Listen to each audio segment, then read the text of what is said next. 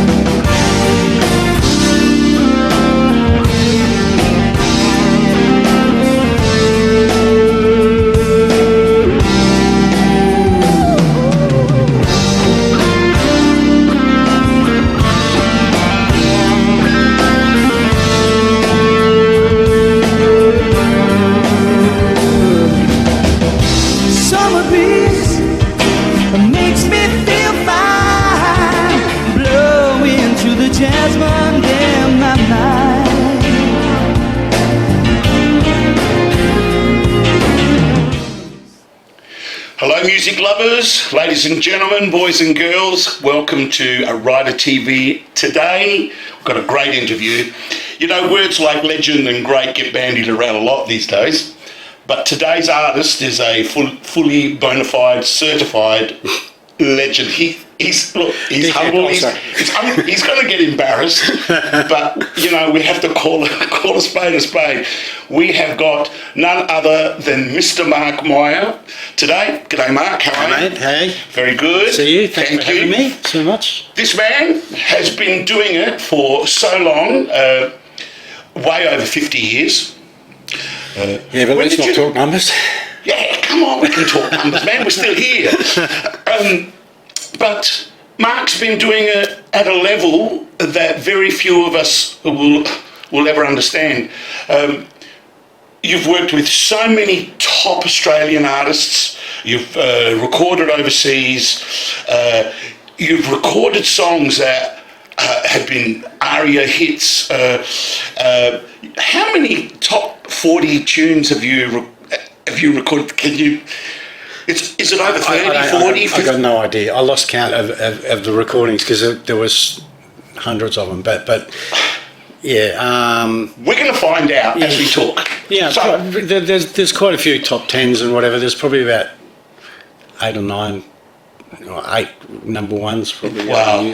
Yeah. You know, I remember shortly after I started playing violin, I heard the Beatles, and in my Uncle Merv's shed where I'd broken my ankle and he was building me a crutch. Oh. Back in those days you didn't go and buy a crutch. No, you made someone made one. So Uncle Merv used to build fences, so he was pretty good with metal, and he had a welder there. Yep. Welding set up. So I was in there, it was a really hot day, and he was making me this crutch, and we were listening to the radio, and I heard I Want to Hold Your Hand came on the radio, the first single that we ever had here. And I said to him, "What's that?" He said, "Oh, some bunch of young fellas from England, you know." And I said, "Wow, they're pretty good." Well, and I sang that all the way home, you know. You're not the only one that's been influenced by the Beatles. Yeah. So you had this grounding with classical music and moving into drums. Yeah. So Eric just said, "Sit on the drums." But when you're learning classical music, you obviously have to read manuscript. You have to understand music quite a bit. So you were doing all that. Yeah. How did you keep that when you were going into your drums, transition to that, or did you go, "I'm going to do it more by ear"? I did it more by ear. Yeah. Because I was a bit of a rebel with the violin anyway. I didn't particularly like reading, and I was interested to see what the instrument could do outside of what they were teaching. Yeah, yeah. So I would spend a lot of my practice time doing the wrong thing, as far as they were concerned. That's rock and roll, isn't it? And just sort of playing and trying to find things I could do with the instrument.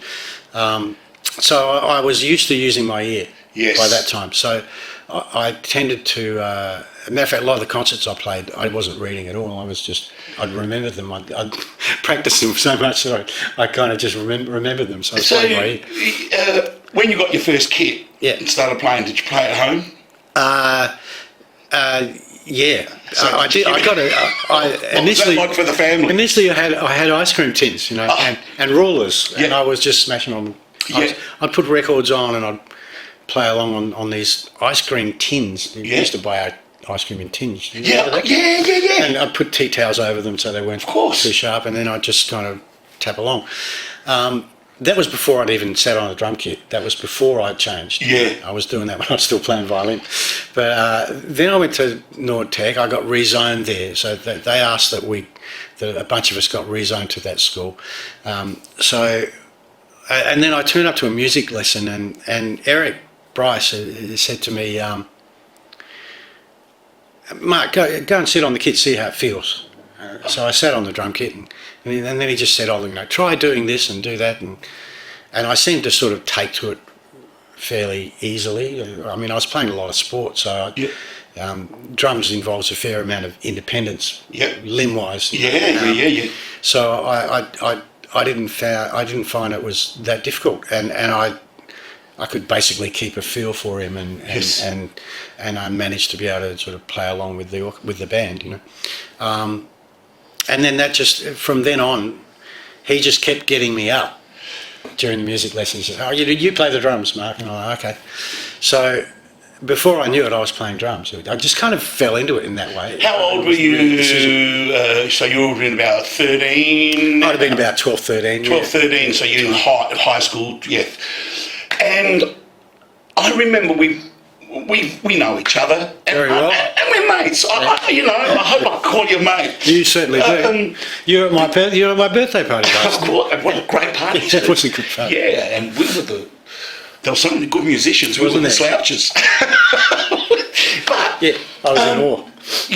I remember chatting with you, and you told me that you actually found your way by getting musicians to work with other artists. That was your foray into the wider industry of music. Yeah. So how did that happen? There were musicians obviously coming over from interstate, and they go, "Oh, Mark, how did you know these people?" Well, I didn't initially. Obviously, I was I was worked in a couple of bands when I was very young. So by the time I was 14 and a half, I was working 5 nights a week at Jeremiah's burlesque restaurant. 4 or 5 nights a week. The golden years. In James Place. And my father would pick me up at 11 o'clock, and then I'd go home and get some sleep and go to school the next day.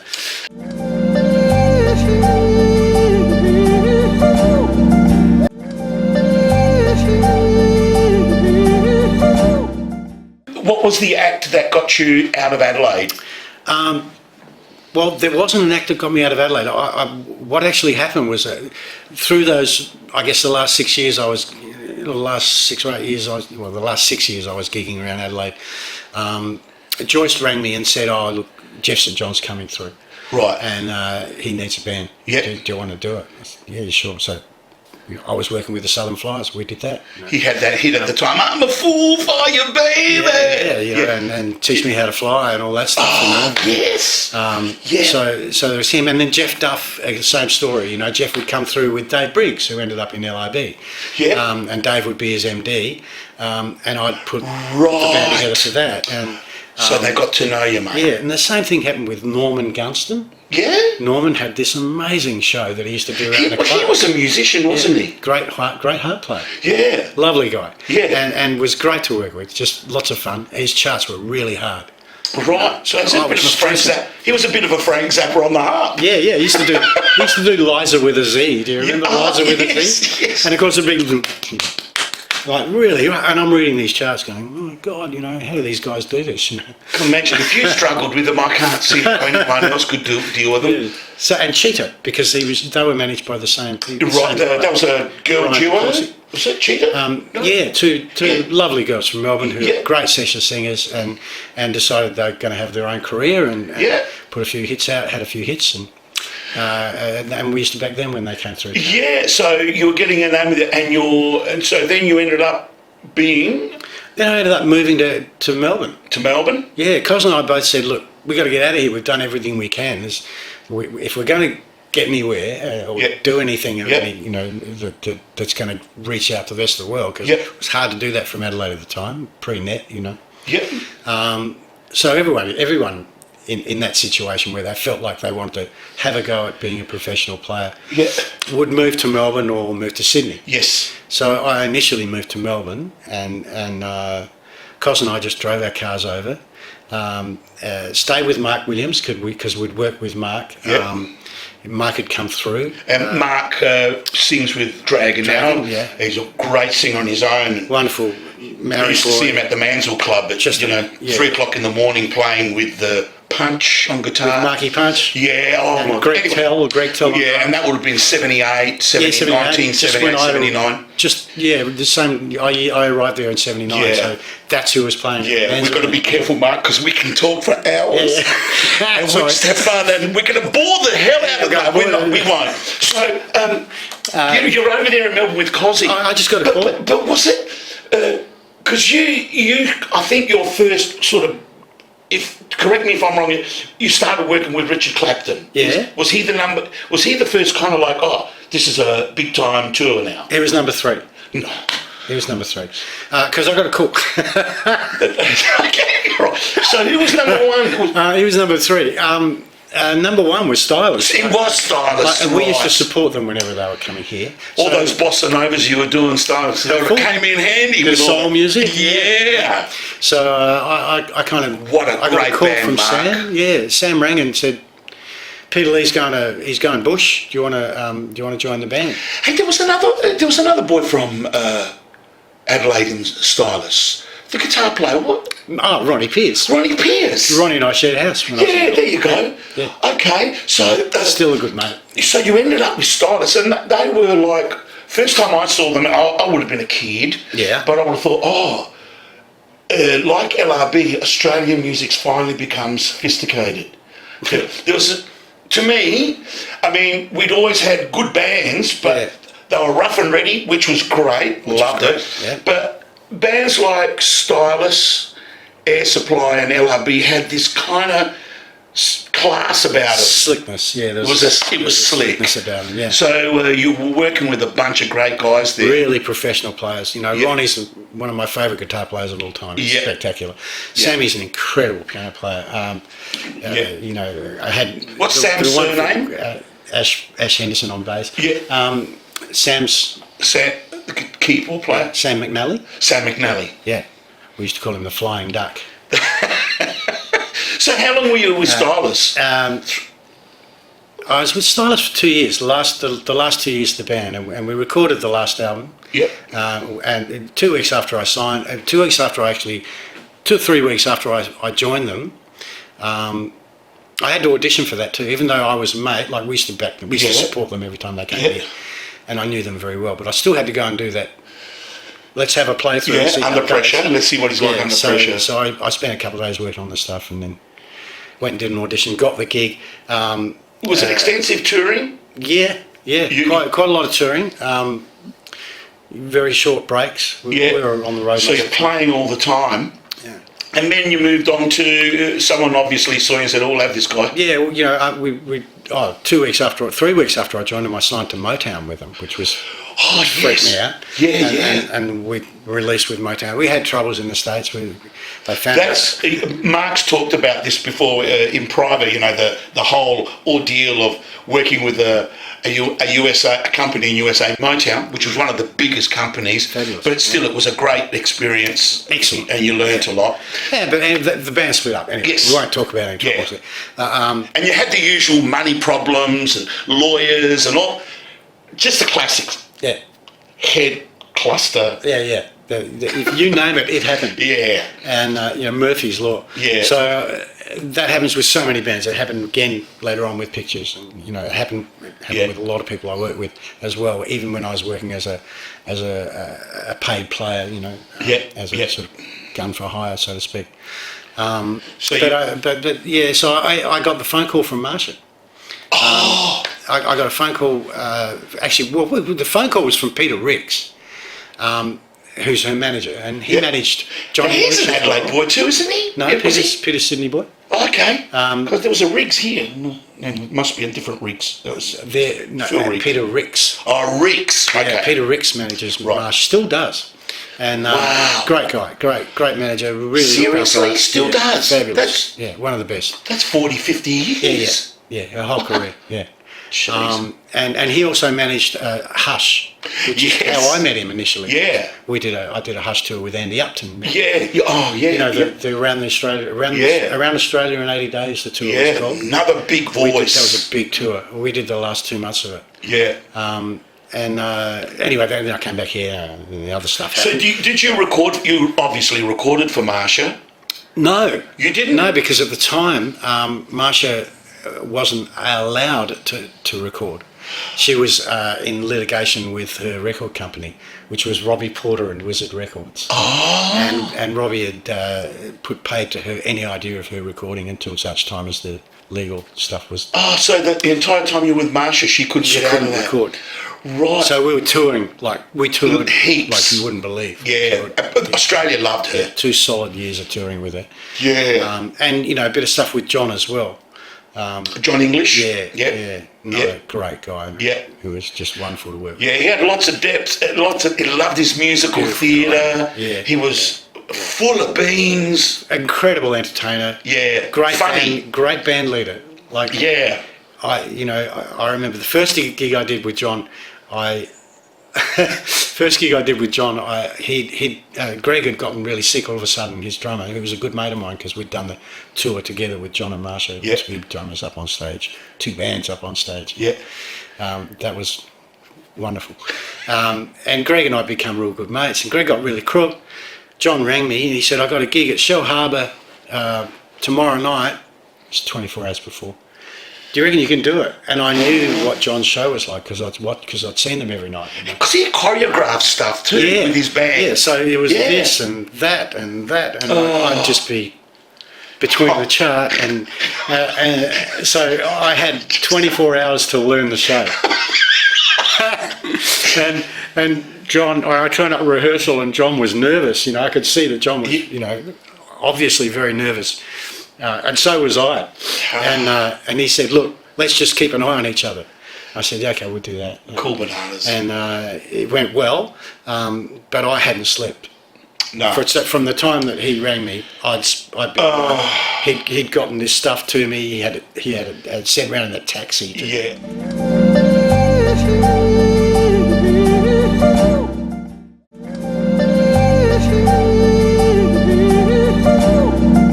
So then you went from Marsha to Richard Clapton. To Richard, yeah. Just because I got called in to record, Kerry Jacobson was playing on Dark Spaces with Richard, and they were doing it at a festival in Sydney. And Kerry had all of a sudden just said to Richard, "I'm out of here," and he moved to Newcastle. You know, 3/4 way through that record. So I just played the last couple of tracks. But wasn't he playing for Dragon? No. No. Yes. Dragon had split by the time I was working with Richard. So around that 1980, they split. Okay. Okay. And then they got together a little bit later. Yes. You know, that was with the new incarnation of the band. Right. Gotcha. Which Kerry generally wasn't involved with. I don't know. Good that you remember all this stuff, man. Yeah. So it's a bit of a maze, but it's in there. And Richard, is he a Perth boy? Originally? Richard Clapton? Yeah. Melbourne boy. He's a Melbourne boy. Yeah. Why did I think he was from Perth? I don't know. So, obviously... I went in and did the Dark Spaces. Yeah. The 1980 album for Richard. And this was while I was still working with Marsha. I hadn't actually left Marsha. I was just... Right. I was on a break, so Richard called and I had a couple of days in the studio, and we did a track called Metropolis and another track off that album called... I think I did Dark Spaces, actually. working in the studio in those days, because Mark, he works all the time. You've worked in studios recently, in recent times as well. Working in the studio in those days compared to now, how has the style changed, and has it affected the final product in a way? Well, technology has affected the final product because, we went from vinyl to CDs to downloads, and all the different structures for downloads. Everything doesn't always sound great. Yes. So back in those days, recording back at a time where you could actually stylise things. You cut tapes and do you didn't all sorts just of press things. a button and sample a sound. No, you created a sound. Yeah. So sometimes we're smashing pots and pans together to get bits of sounds. All kinds of different things. Yeah. Hitting tubs and plastic tubs. So you really had to think. Yeah. So all those funny cigarettes weren't affecting you? No, not at all. No, we were thinking big time. They're enhancing. The jazz cigarettes, they just helped, really.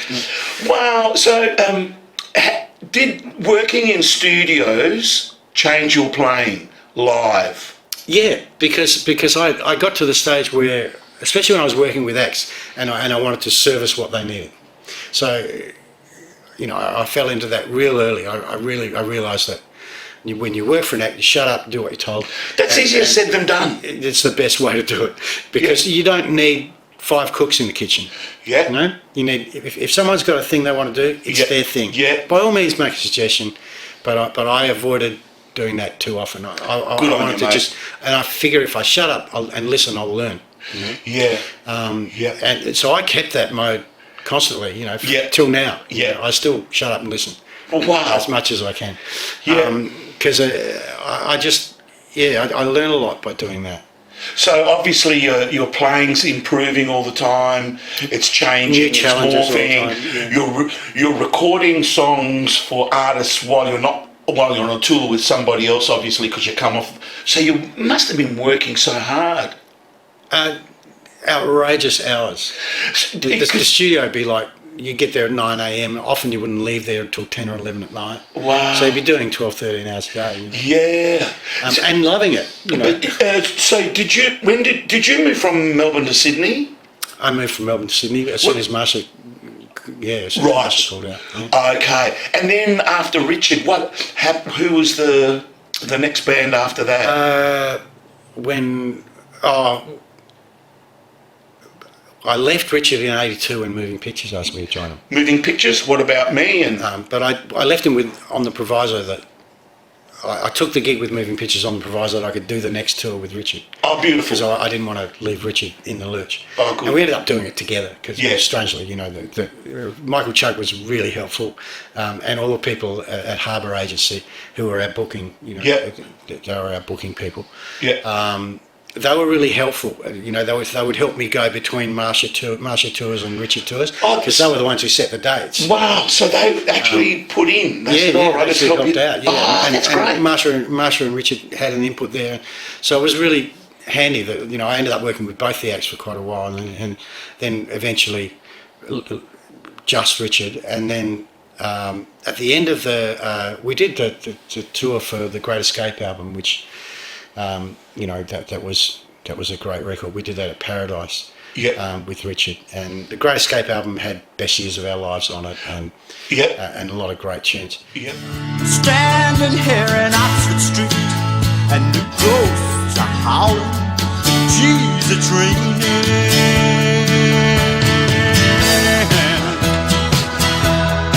I say, don't waste time. These are the best years of our life. I say, don't waste time. These are the best years of our life.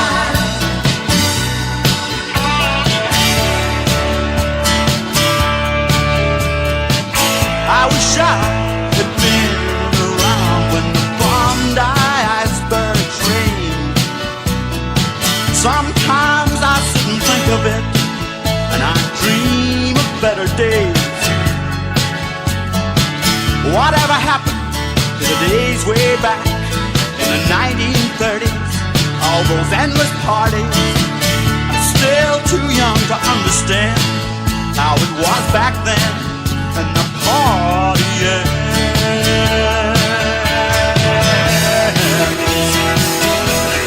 I say, don't waste time.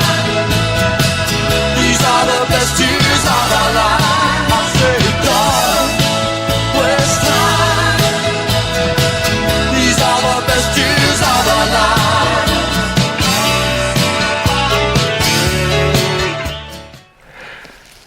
And there you have it, Mr. Mark Meyer. What a lovely man. So A lovely talented. man, talented. He's an inspiration to us all. So that's a great episode for this week, and we will see you same bat time. Same bat channel next week. Ciao. Cheryl, tell us the good news. If you love your music as much as we do, and everybody involved in this show does it for the love of it, none of us get paid, and you'd like to be involved, please just email this address here and come along and have a chat to us about sponsoring maybe one show or even a whole series of shows. We'd love to have you on board.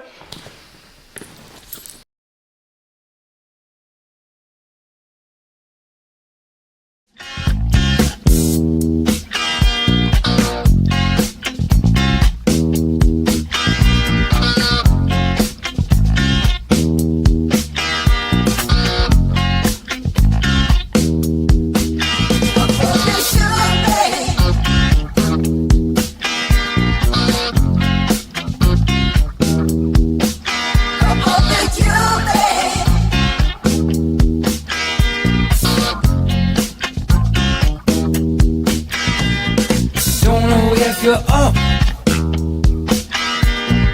don't know if you're down. Somebody told me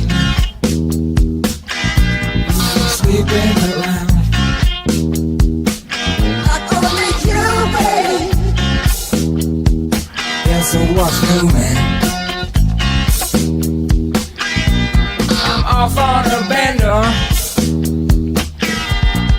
Turning to sender, just another big spender. Hey, what's that man with the fender? I'm gonna you, baby. Now you got a new man in your life. Just a shitball on man. Baby, had your last chance. Shitball don't matter. You wanna go out and dance? Babe, I'm on a human. Time you got a new man in your life. I'm on a human. Ain't no time to go down. So edgy or manic. Try not to panic. I know what you're thinking. Fools it sing, that's cool. Yeah, on board the Titanic, the great oceanic. Iceberg man. We even did an old Bobby Fuller 4 song. I thought the law and the law won. Yeah. Remember that? When I was a kid, you know what I thought that lyric was? I thought the Lord at Norwood. I would only be like, the original, I was about 6, 7 years old. I thought the Lord at Norwood. Think about it. So you did a version of that? We did a version I of that. don't think I've heard that. Yeah. I pulled in a Flintstones drum kit for that. I put in some really old drums because we wanted to get an old sound, like a 60s sound, you know. Yeah. Just stuff that I've been saving over the years, you know. I had odd drums and I just made a kit out of it and pulled that in for that. So, you know, it was lots of fun doing that record. And The Great Escape featured Best Years of Our Lives, which I think is one of Richard's best songs. Boy, that's a hard one to pick up one of Richard's best songs and pick one out because there's so many great tunes. Yeah, and, you know, he's intrinsically Richard Clapton. He's got a style completely of his own. He's spectacular. Yeah. What were his influences? Did he ever talk about them? Not that we're here to talk about Well, Richard, but I'm you interested. listen to Richard and you'll hear how much he loves Van Morrison. Oh, okay. Hear his vocal style. You know. Forget it, man. He's got one of the best. touch of that in his style, but he's unique. Yeah. And Richard's, you know, it wasn't until I started working with him I realised just how good his voice was and just how great a rhythm guitar player he is. Right. It's spectacular. And he's got a penchant for production too, hasn't he? Producing stuff. Yeah, and he's just got a great ear, and he's always before he recorded, he's always done his own demos. Yeah. You know, and matter of fact, the last album I did with him was about 94, 95, and we did an album called Distant Thunder, and I wasn't even touring with him much at the time. Actually, I was touring with him then. I'd come back, but we did Distant Thunder, and a lot of that was done to the original demos. Yes. So he did it all at home in his flat in Vaucluse. Wow. And brought it into the studio, Paradise, and everything was. And then he overdubbed everything on it. Yeah. And then right at the very end, he got Graham Thompson on bass. Graham was in Stars, very early Stars. Oh, okay. Another Adelaide boy, yeah. So he got Graham and our parents were mates, actually. They were business friends. Yeah. And Graham and I went in and put the bass and drums on that album after everything had gone down, including the backing vocals. So that was a really interesting way to record. I'd never done it before that way. So, obviously, there's lots of recording, albums, touring because the bands you've mentioned and the artists you mentioned, Stylus, Marsha Hines, Richard Clapton, Moving Pictures. You were recording hit singles for who's that girl from New Zealand? As it's you I love. Yeah, Jenny Morris. What a beautiful Jenny Morris. song. You actually Great song. you played drums on that, don't you? Yeah. So and that was a #1 hit, wasn't it? Did the album with was Johnny Farris and I took on all the drumming duties. Oh, really? We did and we used to do that with Richard too. Johnny would pop up on a couple of tracks as well. Yeah. And we did the same thing with that Body and Soul album with Jenny. Yes. That was a great record. It was as a pop song. You know, sometimes us musicians, we're so up ourselves, we go pop, pop, pop. But it was really beautifully constructed. Beautiful melody lines and well played. And who do you think wrote it? Who wrote it? Neil Finn. Oh, So the day before we recorded Neil Finn, name me one thing he's ever done. the day before we recorded that, Wow. I was in the control room and we just put one track on, put one of the tracks down, and Jenny said to Mark Moffat was producing. He was, he could Mark, we lost passed Mark. away now. Yes. Very sad. And Mark was a sweetheart. You know, he was a gentle giant. The guy was about 6'5", and quite awe-inspiring to see walk through the doorway. I met Mark in Nashville. He was a very sweet, humble dude. loving, Yeah. very, very clever, great guitar player. Very Obviously, very really good ear. amazing producer.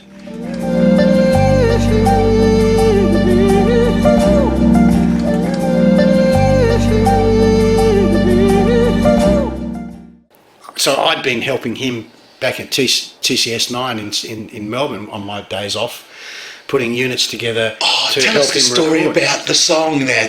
Because Neil came into the... Is this what you're going to say? Yeah. Oh, tell him the story, man.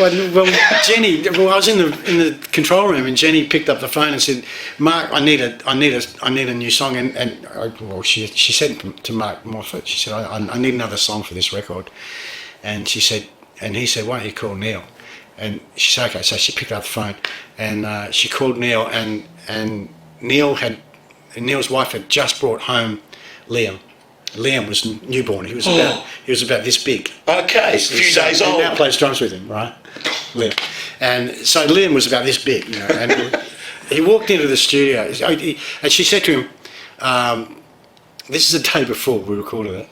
She said to him, "I need a song." He said, "What do you want to talk about? What do you want to say?" And she said, "Oh, I want to say this and that." She said, "Okay, no worries." She said, "Oh, I want to write a song about, someone who's a girl who sort of doesn't care what a guy looks like. She wants this guy because she really knows him and she appreciates him. Yes. So, basically explained that, and he said, okay, no worries. So he didn't sleep that night. He stayed up all night, probably nursing the baby on breaks. There you go. Using his time correctly. Using it well. And he wrote, "It's You I Know." And at 9:30 the next morning, I arrived in at EMI Studio A, and everyone was there. We were having coffees and standing around the coffee machine telling jokes. And in walks Neil with little Liam in his arms. Yeah. And he passes him to Jenny, because they're really old mates. And passes him to Jenny, and Jenny melts and just sort of starts cuddling Liam. And Neil said, "Oh, tell me what you reckon." And he sat down on this 9-foot Yamaha Grand. Yeah. And played us that song, just him and the piano. And we just all looked at each other and just the jaws dropped. Just record that, Everyone's man. jaws on the ground. Just record that and release it. He wrote that. Oh, my Lord. He was commissioned to write a song. Wow. Less than 24 hours before. Wow. And wrote it and brought it in, played it for us, and we But all you know, believed how good it was. you look And we at... recorded that. We were finished recording that by 11:30 that day. After Richard. After Richard, you did moving pictures, and that toured pretty extensively too, because Countdown was still big. And that was a big mover for all the things that were happening. We were busy. I wasn't initially I wasn't going to join the band. I wanted to stay with Richard, and you guys are mates, aren't you? You really love him, don't you? I love him to bits. He's like a brother. Oh, I hope you guys get to play every once in a while. We have. We did a benefit in Sydney some years ago now. But we probably will again. I hope so. Still on breath. So moving pictures, obviously, and they've got the big hit "What About Me," and that's touring all over the place. And initially I wanted to stay with Richard, so I was just filling in. And I said, look, I'll do the tour with you that you've got to do right now. But I'll help you find someone. When you were touring, you did a festival at Lambour. With you. And I was there. We didn't know each other. And we dropped the headline. For Stevie Humble Pie. Humble Pie and Alex, the singer. Faces. I got to meet Alex in the caravan afterwards because he's a big Stevie Marriott fan. So we won't talk about those stories, unfortunately. Boy, did we tie one on that night. My Lord. I had to roll back to my room. I couldn't walk. I just rolled. Yes. Anyway, the touring with moving pictures, how long did that go for?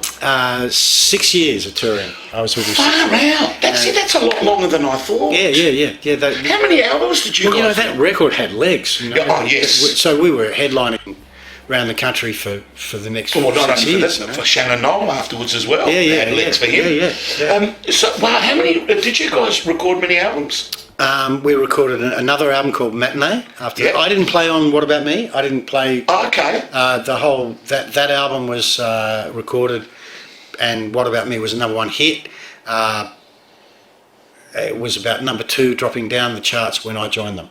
Okay. What About? Right. So that was done mostly at the Music Farm. I think they did that. And did another drummer, a guy called Paul Freeland. And Paul ended up, we lost Paul a little while back, unfortunately. So I was filling in on that tour, and I started having such a good time. and I just fell in love with the guys. The band, their pictures were full of Many Pictures was full of a bunch of real characters. Yeah. I mean, real characters. Really good human beings, really fine musicians. Yeah. As a matter of fact, a lot of the session players around town were going to see Moving Pictures before I joined them. Yeah. Because they thought they were pretty special. Got their sounds right, playing. And they were fine players. Andy, our sax player, to me still is the finest sax player ever in Australia. Wow. He's just the most amazing sax player, the most beautiful guy, the most amazing player. He became a very close brother, as did Ian. And he spent years with Renee after that, after Pictures. And what a player, man! He's like he's like that. He's kind of, for me, he's like the Charlie Parker of rhythm and blues. Yeah, he's just we'd get back off tour and Andy'd go into his house and kiss the wife, and 5 minutes later he'd be in the car heading to the Cross to jam all night with all kinds of people, We couldn't believe the way Andy lived, Wow. Andy'd be up all night jamming with all kinds of people all over the Cross. Literally lived it. He just wanted to play and play and play. Yeah. And he got so good, because of the way he was, Absolutely. Well, that's the only way, I suppose, and especially blowing the sax. It's a muscular thing as well, and like many instruments. And wow. So that was Pictures. So Pictures lasted. We ended up going over to the States. We got a call from our Corey, our record company guy over there, and he wanted us to come over and record a track for the Footloose album. So we did that. About 83. Which was a big success, that album, Footloose. Yeah, it was big success. It was. We recorded that at Sound City. Yep. In Van Nuys, about Sound City? That's one of the best studios in the States. Yeah, Neve Desk and huge studio. It's really, I've never been in a bigger orchestral room in my life. Wow. It was huge. And so much so that they had a rostrum about that high for the drums because it needed to get up high to use the room properly. And makes sense. Desk was way up there, and they had to go up a stairway to get to the control room. And it was just huge. So it's well thought. It was specifically engineered. Dave Grohl ended up with that set, that desk. Neve Desk. I think I've seen an interview where he talks about that. Yeah, he did a whole show on it. He did a whole doco on it. So we recorded there, and then that was where the band track happened, and the band track, we played the song twice. It was down. It wasn't a hard song to play, So we got it down really quickly, and that was my job. I was done. Wow. I was done for the whole time we were there.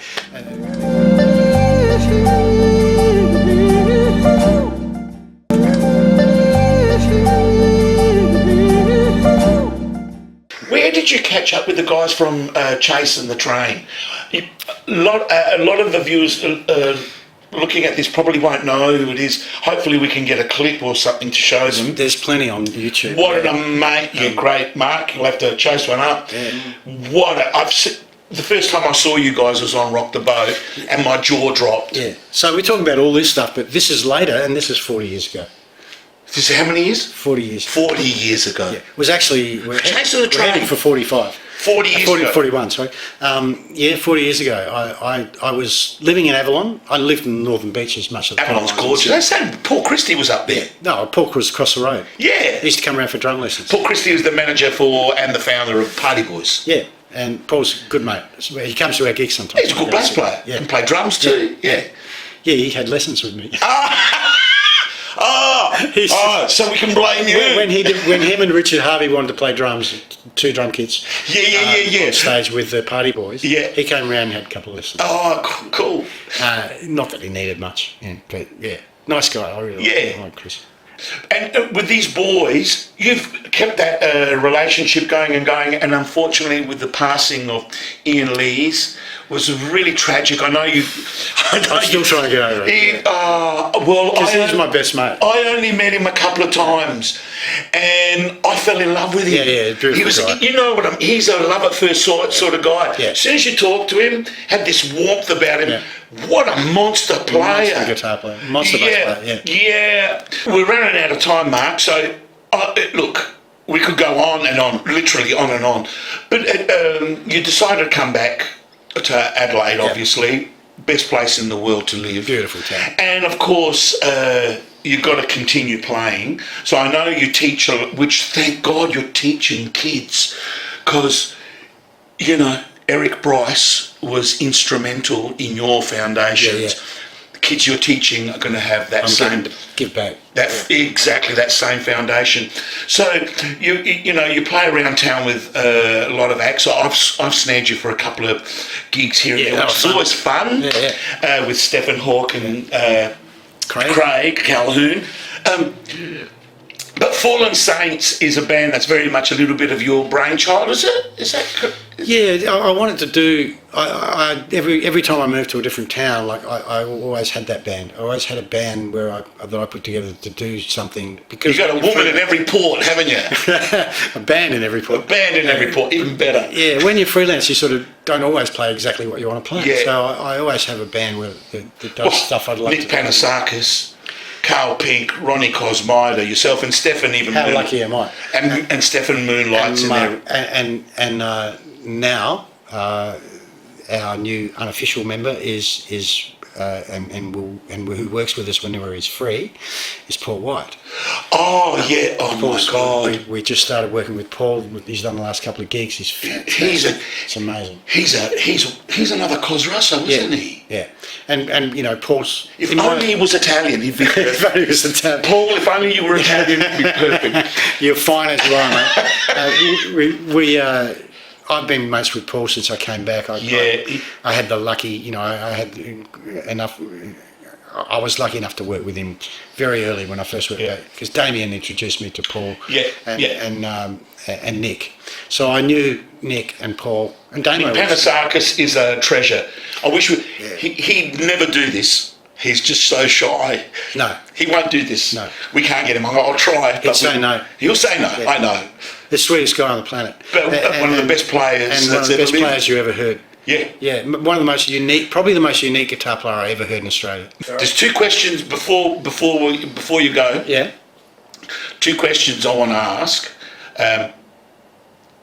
Is there anything that you've ever approached first up and you thought, oh no, this is going to be a complete shambles, and surprise you, and it turned out to be something like, wow, the rising of the phoenix, whether it's a recording, whether working with an artist, a tour, that you go, oh no, and you thought it's going to be crap, and you were wrong, and it turned out to be absolutely wonderful. Is there anything in your career? No, it's exactly like that. I mean, the Mark Gillespie album, when I Stylists were off the road, and I was working with Joe Creighton and Ross Hannaford.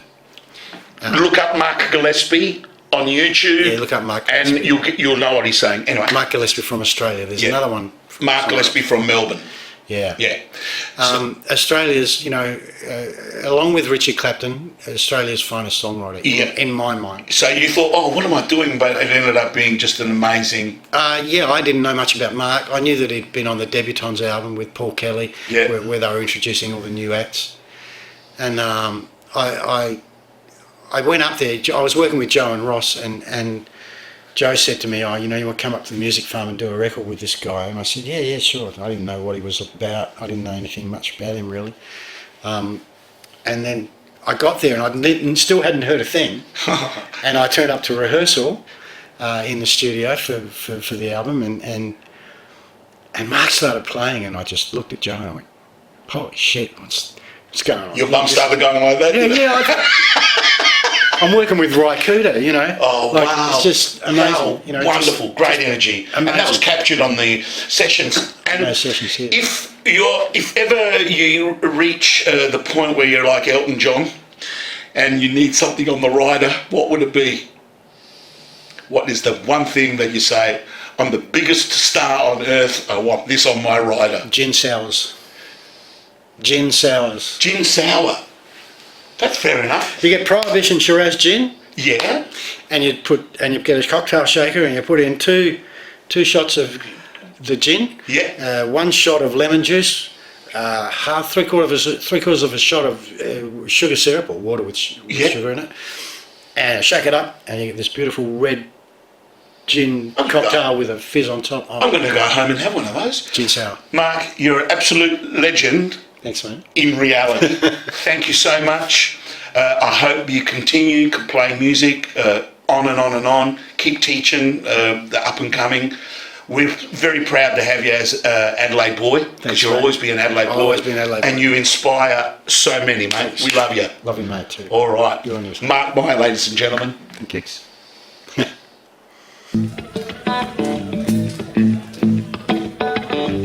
Thanks to Richard for having us wherever he might be. He's in here somewhere, I fear. Richard Kia, good on you, man. And thanks to all you buggers for coming. Thanks to Keith. And Michael. Where's Michael? Running around somewhere.